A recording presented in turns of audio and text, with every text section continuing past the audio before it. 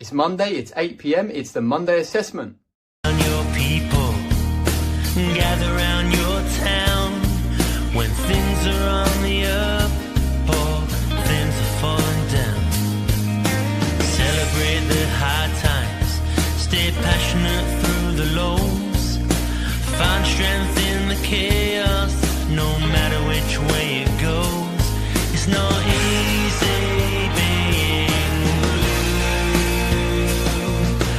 Heartbreak comes in many ways, the hardest times, the darkest days, but all these things get washed away with us, with us. The highs might not come every day, but memories do, and memories stay. Enjoy that moment anyway with us, with us, with us.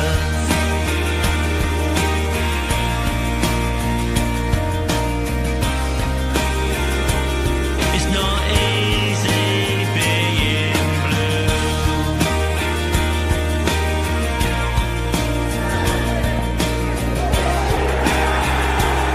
It's not easy being blue.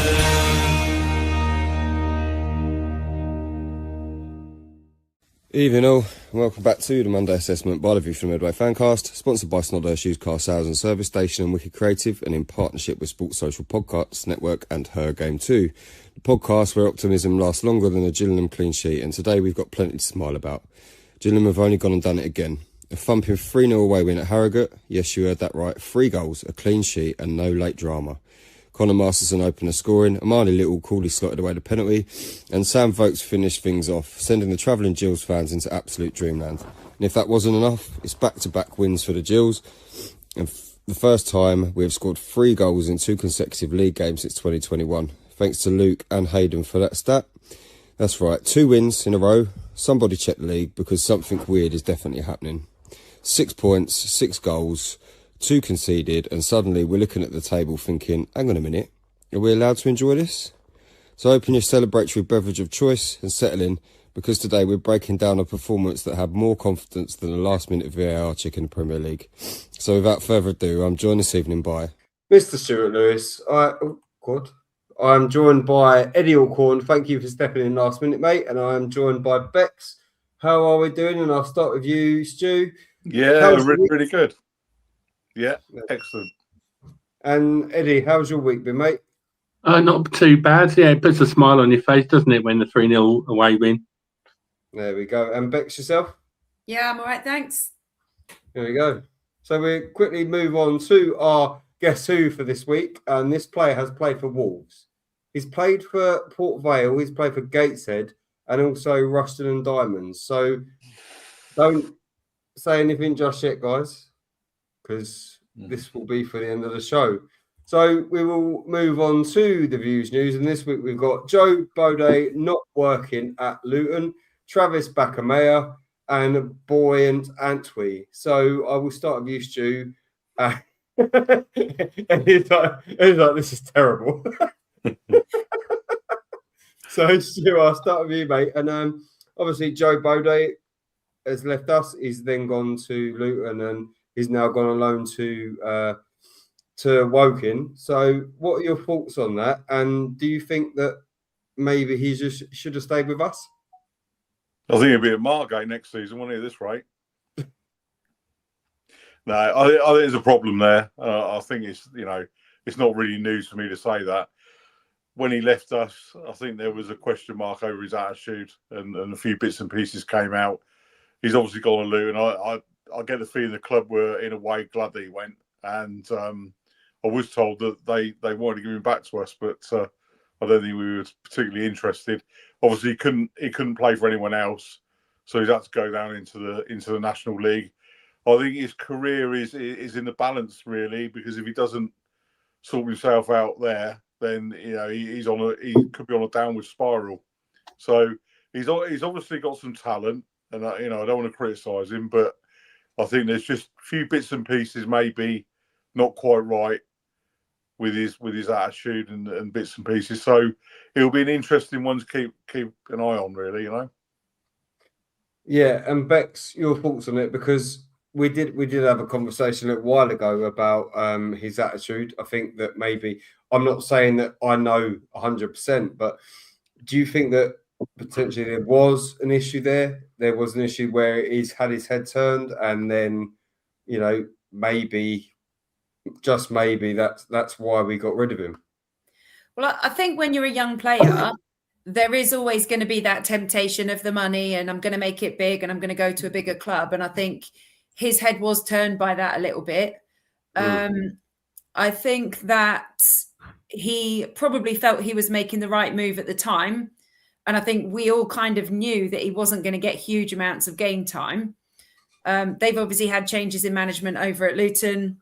New management have obviously decided that they don't see a spot for him right now. So I think for him, going out on loan to National League and getting some game time is the best thing he can do. And hopefully that will just reset his head a little bit and help him to understand that actually he's really, really going to have to work if he wants that place.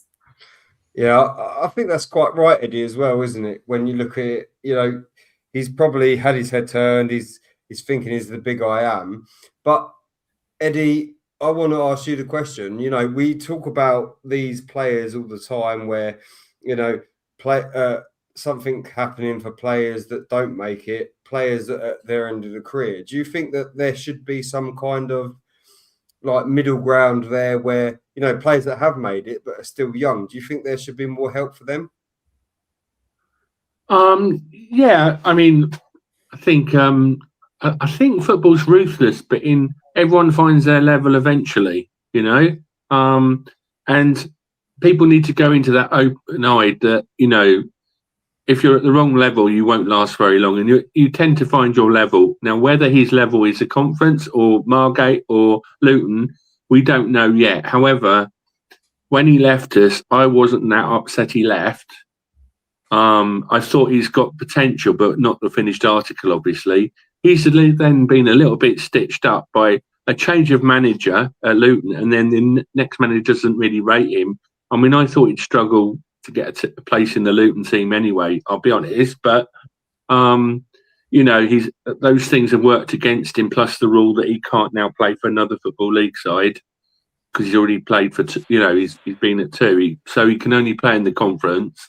So might as well do that. But I just feel that I hope we kept the receipts and no backsies, because I wouldn't want him back. Not being horrible to him, and I haven't really heard as much. Genuinely, I'm not so sure about this bad attitude thing. I haven't heard anything from other people to prove it, so I'm not going to badmouth him. I was thinking more ability-wise, he was still a rough diamond. Didn't really still know his best position, because obviously he's quite physical and can run with the ball, but his finishing is appalling. So what is he going to be in 2 years' time? It wasn't clear when he left us. And then you're stepping up. It is quite, Luton are looking at the top end of League One, not middle of League Two, and it is quite a step up, I think. So I thought he might struggle for game time. Good luck to him wherever he ends up, but if I was a betting man, which I'm not, I think he'll be playing in the Conference in 2 years' time. Yeah, I struggle with him because I think that on his day he can be really good. He's very physical. His attitude does leave a lot to be desired, but then again, you could caveat that with the fact that, he wasn't going to go on holiday in the summer. He was happy to stay behind and work on his game. So I don't know, but Mike's obviously put, I reckon Joe will be back in League Two at some point. We will likely craft a lower or anyway. So anyway, boys and girls, we will move on to Travis Backermeyer. So Travis has come back. He's come back from Watford on loan for the rest of the season. So Stu, I'll go with you, mate. I think that this could potentially, for me, spell the end for Shadogi. You may be right. Yeah, I think you are probably right, mate. I think we know that there's probably two or three that have been told that, they're not part of the plans. And I don't think it's any secret that, we know that Ogie's not been involved. He's got his little fan club. There's others that don't rate him. I think on his day he can be really, really good, and on other days he can drop clangers. So yeah, I think you're right there. And obviously with Travis coming back in, the club obviously rate him very highly. And he's I don't think we've really seen enough of him, to be honest, to make too many judgments. But the early indications are quite good. So I think that's a positive one in the window, definitely. Yeah, and Eddie, yourself, mate. Like obviously we've seen Travis in short supply, really, considering he's been with us for 6 months. It's great to have him back. I personally think that he is a really good defender. Your thoughts on it? Well, yeah, we haven't seen much of him yet. So, and we're quite strong in central defence, and so we'll see. But it's more the fact that I can see that Oakie's not gonna. Obviously, Ainsworth doesn't fancy him, and he's hardly had a look in, has he? Apart from when we've had really a lot of injuries out. So I'll be surprised if he stays with us after May. As for it's not an area of the team that's been the biggest problem recently, is it? So it certainly adds a little bit of hope and quality. But as I say, we haven't seen enough of him to go, oh, he's definitely the best of the bunch. He should definitely be starting or anything, So it's like a jury's out, but it does tend to suggest that Oakie won't be staying. Which is a shame for me, Bex, because I do actually rate Shad. I know people will kill me for this, but I've stuck by that the whole time, and I've been an ardent support with Shad. Yes, he has a couple of mistakes in him, left, right, centre. A couple. Bex, your thoughts on Travis coming back, and also the idea of Shad possibly going out the door. Yeah, I think it's starting to feel a bit inevitable for Shad, and it's a shame because on a good day, he's a fantastic player, and I think he offers a lot more attacking capability than some of the other defenders do. I think Shad's biggest problem is consistency. He's either really, really good or he's really bad, and on a bad day, it just carves our defence wide open. And I think what they're hoping with Travis is for something a little bit more consistent. He is really young, but he looks really promising. I think like everybody else, I want to see a bit more from him before I say, yep, he's the one. But I just think it's going to come down to the consistency, really. Yeah. No, I'll make. I think, to be honest, Chris, if you look through the team and you're thinking, look, we're trying to put together a side that's going to get promoted. Would you have Shad in a promotion-winning side? Not for me. That's the question. For every position on the park, you've got to say, is that a promotion-winning player? And he doesn't fall into that category. Yeah, I mean, I quite like Shad going forward, and you can't question his effort or anything like that. And some of his defending can be heroic, and he can get it really right. But as you say, he has a clanger in him, like just waiting to drop in, and you just think that at some point in a game, even if it then gets blocked by someone else, he's going to drop a clanger, and I think that inconsistency is what is the problem, not his. He can be very good. I agree. Yeah, I think if we could pull a system where he could play just in front of a back line, I think that would suit him much better because it would let him get forward and it would give cover if he does drop the ball a little bit defending. But unfortunately, the way we're playing at the moment, those positions are going to be so overloaded, it just doesn't leave a spot for him. Yeah, and I think I've said this before, and Warren poo-pooed me about playing him at a CDM role, much like a Mr. Ethan Coleman, but there's not going to be much space there, is there, considering the amount of midfielders we've got? So, and later on in the week, we did have the news that Mr. Cameron Answey decided to join the club after scoring against us last weekend. So, Bex, I'll go over you and your thoughts on not only his signing, but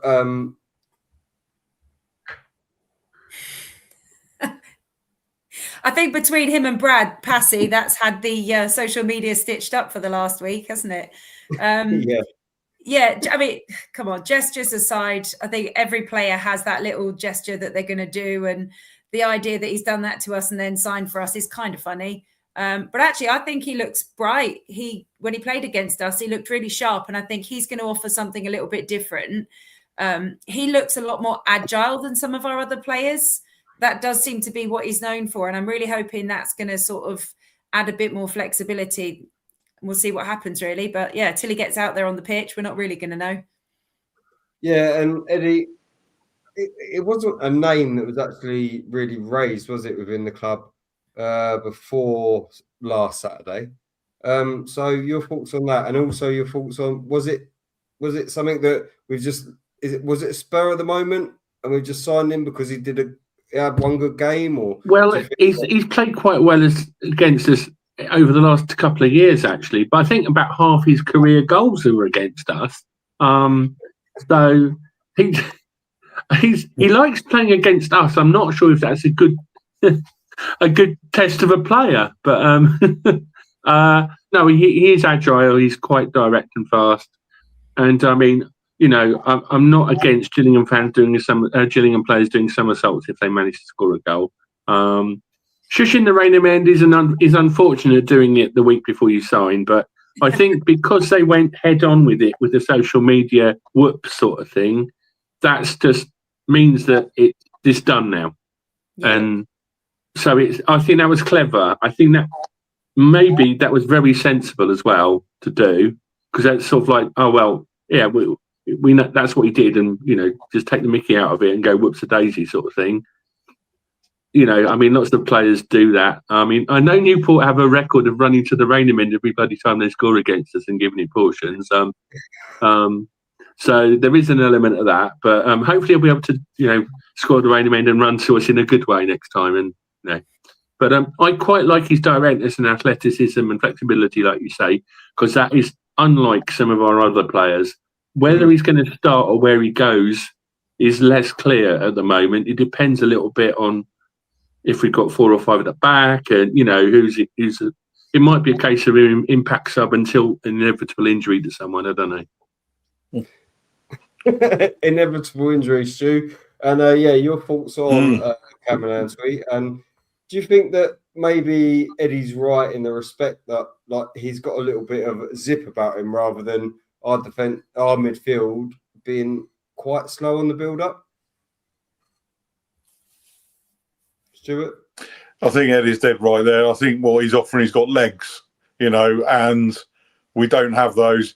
I kind of see him as a replacement for Johnny Williams.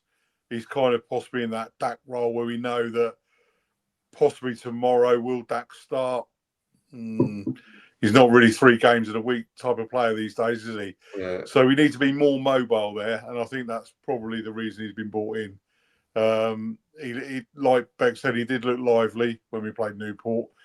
If he can bring that to the party, I think we'll be a happy bunch.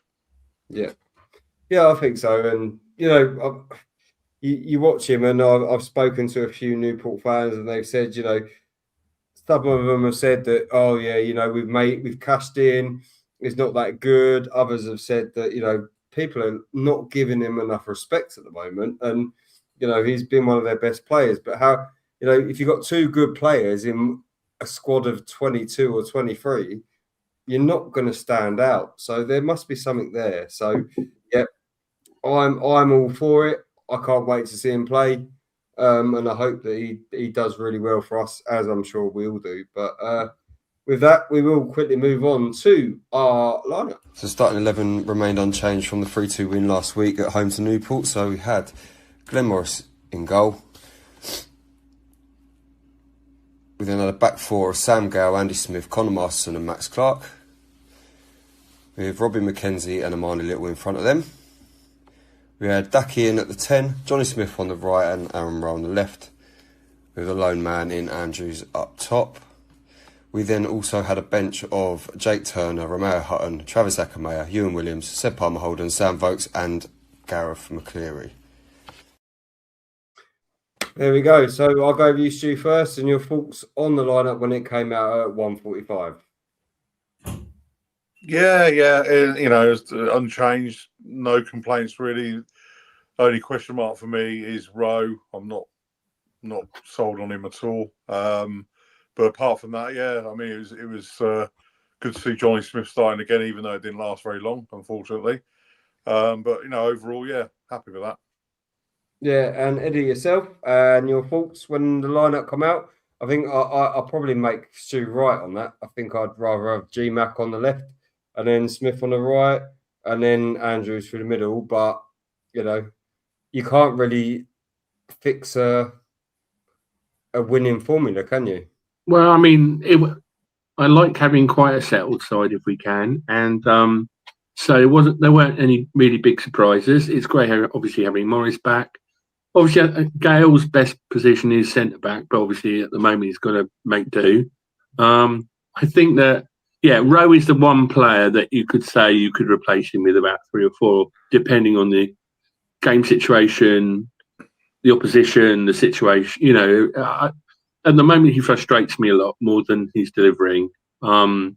He sort of like has a busy spell and a couple of good runs, and then next time he's sort of like a little bit lackadaisical, or he's not quick enough in thought sometimes for the opportunities that arise. But he wasn't terrible, but he can be frustrating. Yeah, and Bex, yourself? Yeah, I like this lineup. I wasn't surprised to see it was unchanged. I think it works better than a back five. I think we get the benefit of a bit more support in the middle. We can get more passing runs. I think it gives Little a lot more freedom to roam, which really suits him because he's happy just to mop everything up. So I think with the players we've got, that lineup plays to their strengths. I also think Gale's slightly better off in the middle, but I think he's starting to look more comfortable out there. And if that's where he's going to be played, I think once he's had a little bit more time out there, I think he'll grow into his own because we know he likes to run. So, yeah, I'm happy with that.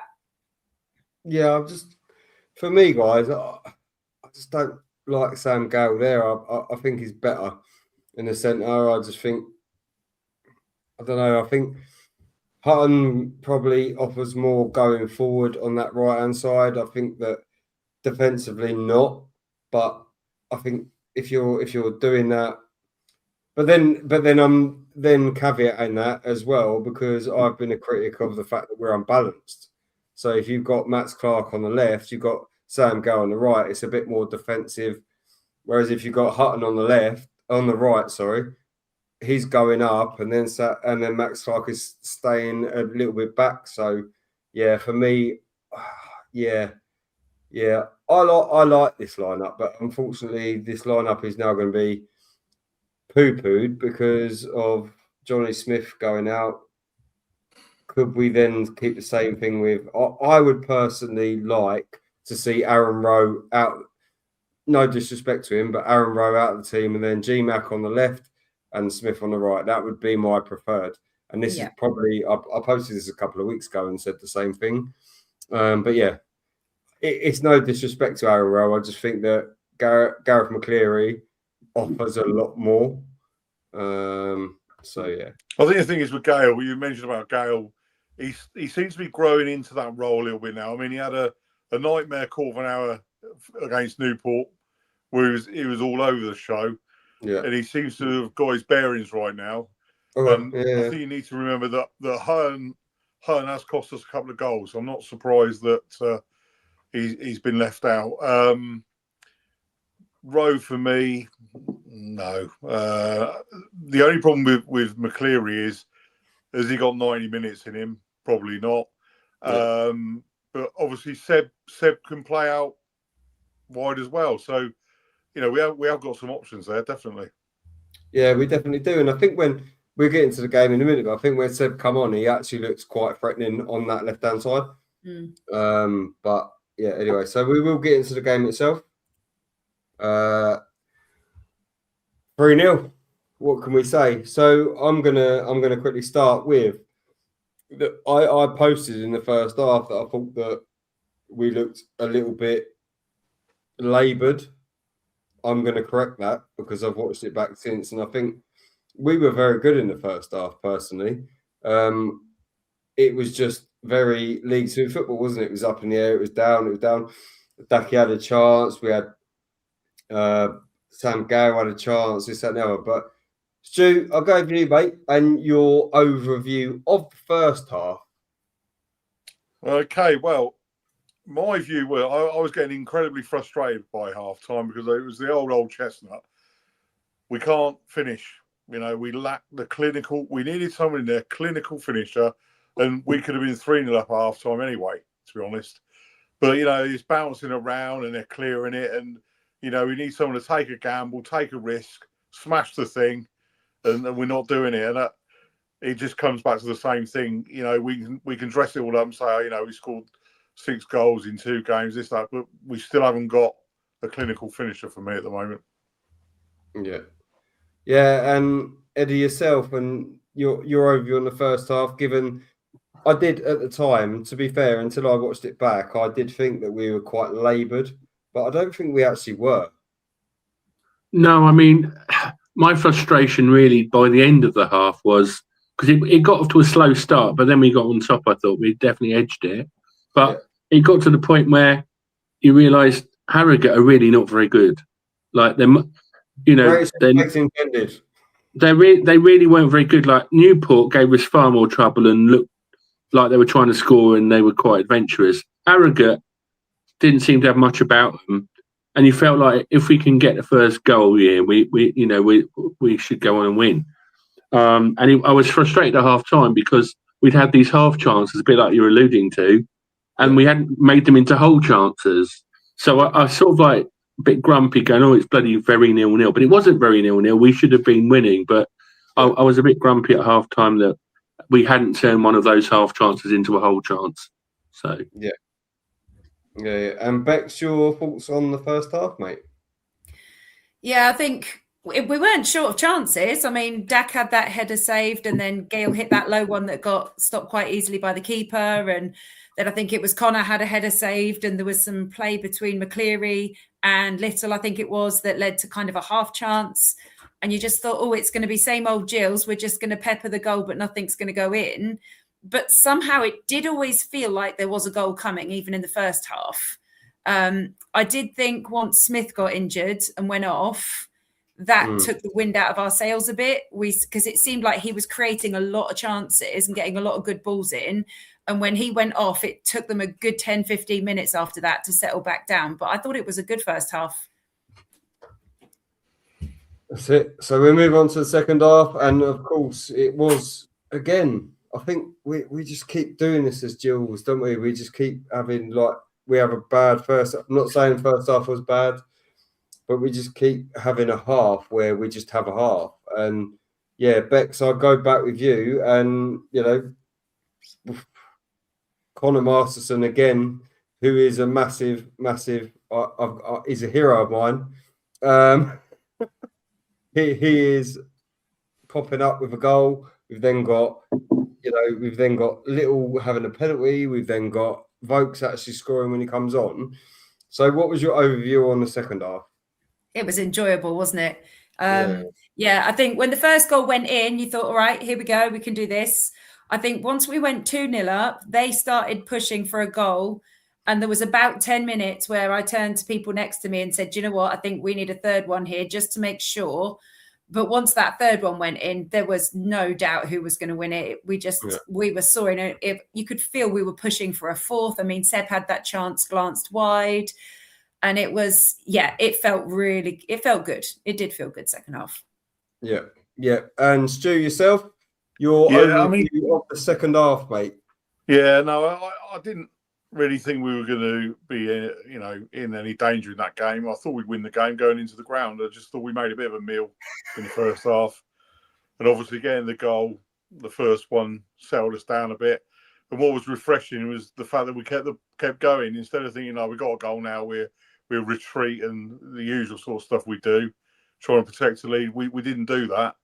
We went for the jugular. Obviously, it was, getting the penalty there.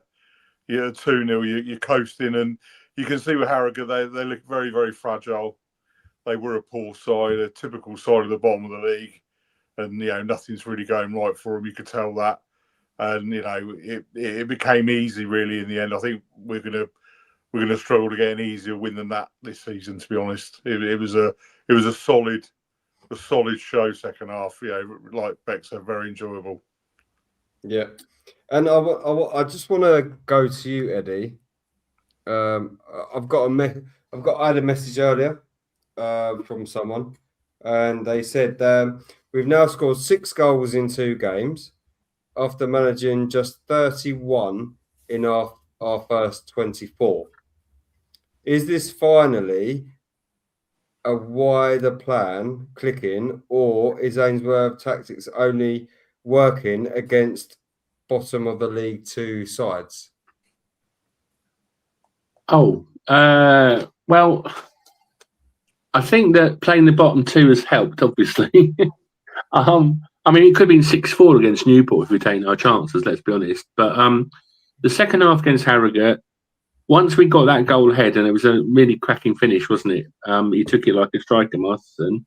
And then to get the penalty again quickly after, suddenly we're 2-0 up, their heads go down for a bit, and we're feeling confident. And then we had this, as you say, spell of about 15 minutes when they buzzed around and they're thinking, don't let a goal in, it'll be squeaky bum time. Really don't. And they were having shots that were getting blocked or going wide, but they were buzzing around in our final third, weren't they? Yeah. And you just go, don't make it difficult, because they're not very good. Don't make it difficult, because otherwise we can cruise this. And then obviously the third goal killed it, and it was great fun. Is that does that mean we're going to carry on scoring threes?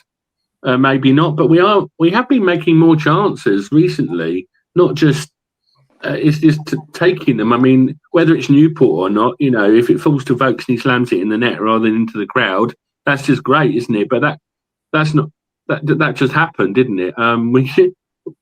We made a load of chances at Swindon and couldn't score any of them and lost 2-0. And Swindon had 2 shots on target, didn't they? And I think it will help confidence in lots of ways, and it'll maybe calm the fans down if we don't get off to a flyer in a game. But it's hard to prove that this is we've turned the corner in terms of goals, because it was the bottom 2. Newport couldn't defend and were very open and attacking, and Harrogate just weren't very good. So we'll see on Tuesday at Cheltenham. They're in the bottom half, and we'll see if we make chances against them, and if we can, we can take them. Obviously, we've been trying to sign a striker in the window, and a striker, and that hasn't happened yet, and we're running out of time. So we'll see if that doesn't happen. Then, I mean, at the moment, if you work it out from 26 games now to 46, we'd score 65 goals, which is a lot better than we've done for a long time since COVID. So we'd all take that, I think. But it's and we are making more chances. So if we keep people fit and can rotate the attacking players, because some of them are a bit older and can't maybe last 90 minutes, and keep that intent going and get a bit more confidence back, then we can let's see where it takes us. But I don't think it's revolutionised it all. No. Yeah, I still think we should get Verdane Oliver back and just have him just for the rest of the season, because he's the only player that actually scored goals. That's the last player we've actually had that scored any goals. So, yeah, Bex. Anyway, I'll come to you. And the same question, really, if you can remember what the question is. If you don't, I do remember. I think the answer of "Are we turning a corner?" is going to be let's see what happens at the weekend. I think that's going to be the much bigger test. Obviously, I think we do need that win against Cheltenham. I think we could do with the extra points, but I think that's going to be our big test at the weekend, because that's where the players prove they've turned the corner. They go out and put in a decent performance, against a team that have been flying along. That would really prove our stuff. And I think that would silence a lot of critics if we can do that. Yeah. And Stuart Lewis, yourself, my friend, and your thoughts on that. And do you know what? To be fair, I think that we can't necessarily answer that question. It's a very good question, but we can't necessarily answer it until we actually see what's going to happen on tomorrow, or what's going to happen on Saturday. Yeah, you're right. And Beck summed up perfectly there. The question's come a little bit too early, really, hasn't it? It's all very well scoring 3 against the bottom 2 in the division. Obviously, Cheltenham's going to be a bigger test. I mean, personally, if we draw the game tomorrow and we win at home on Saturday, I'll take that all day long. And it'll be just like us to win on Saturday. I know Bromley have been doing really well, but I think they got a little bit lucky at the weekend, from what I've been told, against Swindon. And I think people forget that teams coming to Gillingham, they see us as a bit of a scalp. I know, we're not Real Madrid or anything, but they like to come and be disruptive. And Bromley are a horrible team. They've got a horrible manager. We really need to give them an idea and teach them a bit of a lesson. I think that'll send a message around the division. I'm really feeling a lot more confident about Saturday than I am about tomorrow, I must admit. But I think that question needs to come early next week. Yeah. Because typical Gills, we all get carried away, don't we, with a couple of wins. And, 2 defeats and everyone at the club should be sacked. Chris is chucking out recruitment, all hell's breaking loose. So, I don't know what you're talking about, mate. I've never done it. Never. Chris. Just keep a little bit calm and let's see how it pans out over the next sort of 7 days, really. There we go. And I do want to just give credit to the secret AI Jill for that comment. He asked me to say it this morning when I was doing the washing up. So, yeah, cheers, mate. So, have we got anything else to talk about the game, guys, or shall we move on to everything else? The food was good, as predicted. Yes, the food was brilliant. I had a pork and stuffing pie. I thought that it would be bigger than what it was. The music was better than we get at Gills as well. I mean, I entered the ground to Encore and Foix by Sash. So I was enlightened straight away. If anyone doesn't know, me and Stuart have regular conversations about trance music. So we have them. So anything else about the games, guys, before we move on to Mr. Zach Kennard Kettle, and this is a new segment that we're doing, and we're going to continue to do Refinel.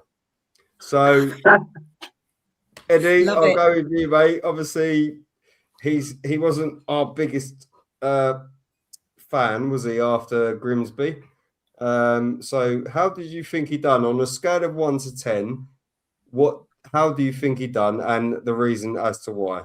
Right, at Grimsby, literally, I think that was the worst refereeing display I've seen in more than a decade at Gills.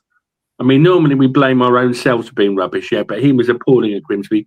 I'd give him a 1 out of 10 if we get a 0 out of 10 if I'm allowed at Grimsby. So we went trepidation on Saturday, oh my God, what's he going to do? He didn't do anything major wrong, which is a big plus.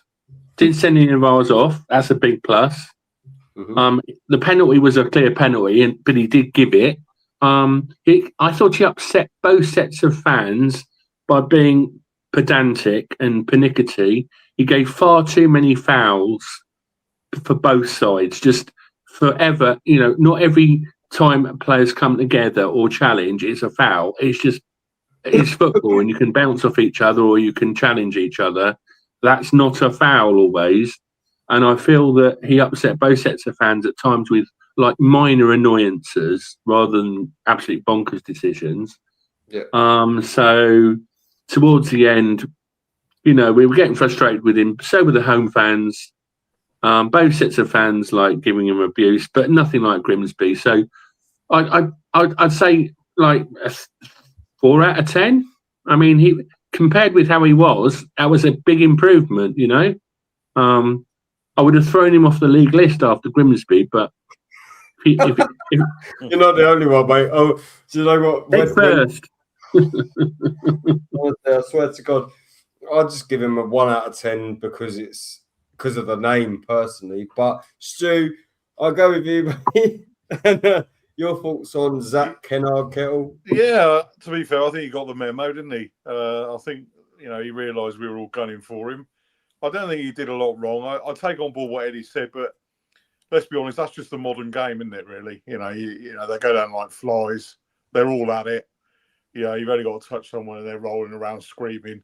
It's a load of nonsense, really. But I think it's just the modern game. I think it's difficult for I know Eddie's not ancient, but probably some of the older fans to get used to when we've been watching, you know, games in the 80s and that, whereby, you know, you'd have a kung fu kick and it's play on. You know, those days are long gone. Overall, I think he was okay. I'll give him a steady 7. There we go. And Bex, yourself. For me, I think he was all right, to be fair. I think there were a couple of decisions where we were getting pulled down and he was giving it the other way. And I was just like, hang on a minute. What's all that about? But yeah, Bex, anyway, it's not about me. It's about your opinion. Yeah, I think I said halfway through the first half that when he's reffing, it's a bit like he's watching football through a mirror, because you see it one way and he seems to see it completely the opposite. And you think, I don't understand. And it's like you're looking at it back to front. He was definitely better than he was in the Grimsby match. A few decisions were slightly baffling. But I think when he was announced, everyone was kind of freaking out a bit. And I said, well, after Grimsby, he's going to know that the assessors are going to be watching him. He's going to know that all eyes are going to be on him. And I think he would have gone in very, very conscious of that. And I think he gave out a lot less cards than he normally does. It's just, I'm a bit like Eddie. I'm a bit old school. Football's a contact sport. And I would much rather watch a game flow. I don't want to see the whistle being blown for every little thing. So I would have much preferred it if he'd sort of let the game go a little bit at times. I'm not saying lose control, but just let the little things go so the game can keep flowing. But it definitely an improvement. I'd say probably a 5 from me, 5, 6. Cool. Bloody hell. I would have gone for a 7 or an 8, to be fair. Like other than that, but you know, anyway, never mind. So we'll go back to our man of the matches, and Stu is up first. He's gone for Andy Smith. Your reasons as to why? Yeah, this was very tough because there was quite a few nominations in that game. I just went for Andy Smith. I think the maturity that he showed, he was vocal. He's taken a little bit of stick recently, and I think that he really, you know, livened up. When we went 2-0 up, he was really rallying everyone. And I thought, you know, this is, you know, he's shown maturity here. I just like it. Didn't really put a foot wrong for me. And certainly after some recent games where he's been a little bit touch and go, I thought, yeah, he's really, really come good today. And I think he was, for me, a worthy winner. There we go. And we go to Bex, and you've gone for Andrews. Your reasons as to why? Yeah, well, I think we know I'm a big fan of Andrews, and I didn't particularly like the amount of stick he got after the recent performances, because I don't think one bad game makes you a bad player, but I thought he was really excellent. Obviously, he assisted the first goal. He obviously was the one brought down for the pen. He'd had a couple of good chances himself, some great flick-ons. And I just think he offers so much more than just, oh, I'm a big man up front. He offers something that we don't have from anyone else. And there's been a lot of stats flying around this week about how Gills have had all these pens, and we've had 11 pens this season. Andrews has been involved in 5 of those. Four of them, he was the one brought down, and the other one, he had that little flick onto Nev that got him brought down. So when you've got a player that's creating that many penalties, he's doing something right, and that's a direct benefit to the team, regardless of whether he's the one scoring the goals or not. So I don't think what he's bringing to the team at the moment is coming in the form of goals. He's offering something that's much less visible, but that doesn't mean it's not valuable. So for me, yeah, excellent. There we go. Jesus. I didn't even know that stat. Well done. And yeah, I'm pretty much the same as Stu. Really, I do feel that this season he's not actually hit the heights that he did potentially last season in certain games. I think he started off well and then he's kind of drifted off a little bit. But yeah, he was really good. He was commanding at the back. He was there, and you can't ask more than that for your defender. I mean, the fact that he's got man of the match over Colin Masterson, for me is amazing, because he was there. He was just there. And there's nothing more that you can ask your defender to mop up and do the absolute dreg work. And just, yeah. So for me, and because he was last on, sorry, Eddie, Eddie's gone for Andrews as well. And the reason as to why? Well, obviously, as previously mentioned, he made one goal and got brought down for a penalty.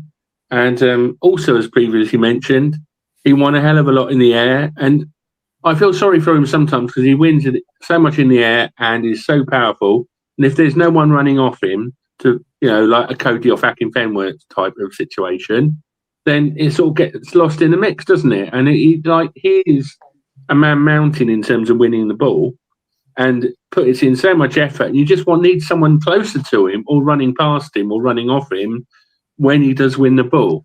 Now, obviously, he had an absolute stinker against Newport County.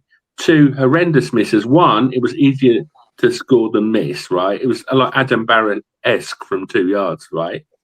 And I thought it was brave of him to then show up the next week, lead the line, do his best, not shy away from anything.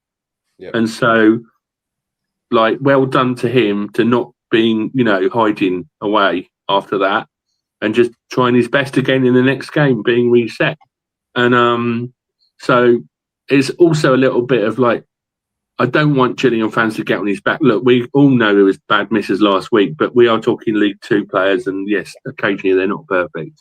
I'm a big fan of his as long as he gets some help running off him. I feel sorry for him sometimes, the lack of help. But hopefully, in the last 2 games, there have been more people running into spaces near him and in the penalty area rather than out wide or whatever. And so hopefully we can keep that going. Obviously, a goal for him at Priestfield would do him in the world of good. But we'll see. We'll see if that happens. But I thought that he didn't hide, which was really good after last week. Yeah. Yeah, I think that as well, to be fair. It's testament to him where he did. It was easier to just stand there and let it go in off your bloody hip or, I don't know, your balls or whatever you want to hit it off of than it was to actually, the way that he did it. But, some people will criticise that. I can kind of understand it to a degree where, he's been out for 18 months for injury and stuff like that. But for me, they're League 2 players for a reason. They're not going to get it right every time. And yeah, we just got to keep with him because he was, for me, on Saturday, he caused chaos. He was absolutely chaotic to that back line. Regardless of what he did within the goals department is irrelevant because he really did cause absolute chaos. Because they just didn't know what to do with him. He's 6'7", something like that. And they were just like, what do we do here? And you look at the goal. The penalty. Gareth McCleary literally fluffed it. And then it's gone to him, and then he's run through, and they just don't know what to do with him other than taking him down. So it's just an absolute man mountain, isn't it? I think the problem is, Chris, that with a striker, it's really, really unforgiving because the currency is goals. And at the end of the day, people are going to look at it and they're going to say, "Look, we've got Andrews. I know Nev's gone to Cambridge now. We've got Wiley. We've this, that, and the other." They're going to add it all up and say, "Look, we've got nobody to score more than 4 or 5 goals," and that's what people will look at that and say, "Look, that's just not good enough," and that's the problem. It's not good enough. I agree that he did make a massive contribution. He did cause a lot of disruption, but it will come back down to that. People will say, where's your 10 goals? Where's your 15 goals? And that's what we've got. Any striker has got to be at it. That's their job at the end of the day. So I'll throw that back at you, Stu, and that's quite interesting because, say, for example, we have a striker that, like Andrews, that can hold the ball up. He can he could potentially lay it off to targets. Caveat it with, if we had other people in the team scoring, could he potentially get away with not scoring if Yeah, he he's will. holding everything up. Yep, definitely. If he's got someone alongside him that's banging in 15, he'll be forgiven. Not a problem. Yeah. So I think that maybe potentially he's that kind of striker that he can hold the ball up, be it on his chest, be it on it. I don't think he's a target man by any stretch. I think that he's better with the ball at feet. But if you've got him up top, he's a target man where you've then got wingers that can play off him or midfielders that could push up. You don't necessarily need a 20 to 30 goal season striker. You need someone that can do that for everyone else. Well, yeah, it's just like a combo, isn't it? You know, like Eddie was saying, you know, when we had Akin Fenwer and Cody, all these combos, if they're working, great. You know, it don't matter. You know, Westwood and Price. You know, I want Eddie to remember that. You know, if they're if they're banging them in as a combo, great. Yeah. I think just to add to that, sorry, Chris, just very quickly before you charge on. I think when you've got Andrews causing chaos in there and he's pulling not only 2, but quite often 3 or 4 defenders onto dealing with him, the rest of the team as well have to take accountability for the fact that if he's got 4 players marking him, they are free and they should be running in on goal. And I think that is where the system is falling down at the moment, is that they're not taking enough advantage of that. Bravery. Yeah. Bravery. That's what it comes down to. Yeah. Take a risk, take a chance. Yeah. Yeah, we seem very, very edgy at times. We do. I think that's quite right, actually, because I don't know. We seem to be scared of our own skin. And Stu, you're 100% right. It's like Aaron Rowe, just like he's got the pace, like he's got the skill to actually take players on. And all he does is he goes to do it and then goes, and then passes back. Like we need to get that confidence. We need to have players with confidence that are going to do it on the wings. Like look at Andy Bartram, like how he used to just run at people. Right? Aaron Rowe should be doing that. And he's not. Like I don't understand. He's a very good player, don't get me wrong. I'm not criticising him to the 10th degree, but you got someone like Aaron Rowe that's got an abundance of talent, abundance of pace, and all he does is just go, oh, I'm just going to pass it back to someone. Like, what is that? So, anyway. Sorry, that was my little rant. So we move back on to our Guess Who. So he has played for Gillingham, he's played for Wolves, he's played for Port Vale, he's played for Gateshead, and he's played for Rushden and Diamonds. Anybody got a clue as to who it is? You've lost me. No. I wasn't really paying attention.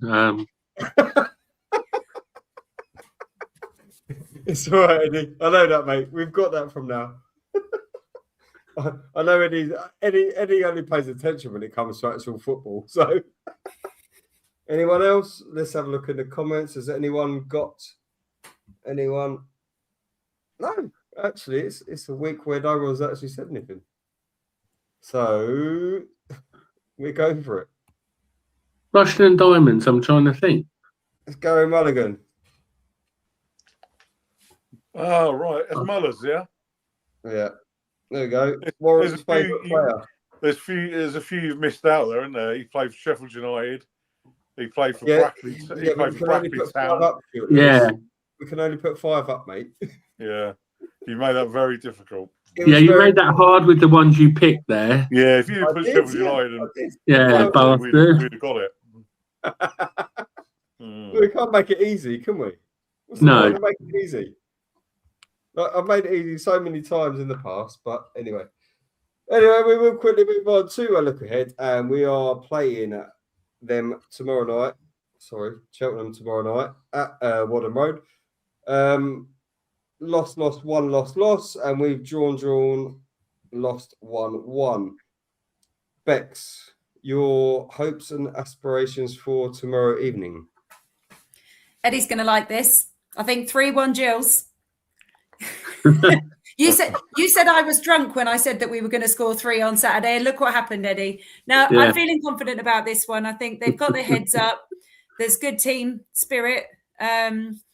Obviously, fingers crossed that Johnny's just gone off on crutches on precautions and that they managed to sort him out. But he was holding his Achilles, so it doesn't look good. But no, I feel confident about this one. There we go. And Stu, yourself, mate? Yeah, it's 1-1 for me. Draw. Appreciate you elaborating on that. I just got a feeling Cheltenham have been on a bit of a tricky run, and I think they're probably a little bit better than that. I think we're probably expected to win, which is never good. I just think that it'll be a draw, and I think that'll be all right. People might moan about it, but if we draw and win Saturday, I don't think anyone will be complaining. Yeah. And Eddie, your hopes and aspirations for tomorrow night? Well, obviously, we all hope for a repeat of Saturday, but obviously, Cheltenham are a lot better than that.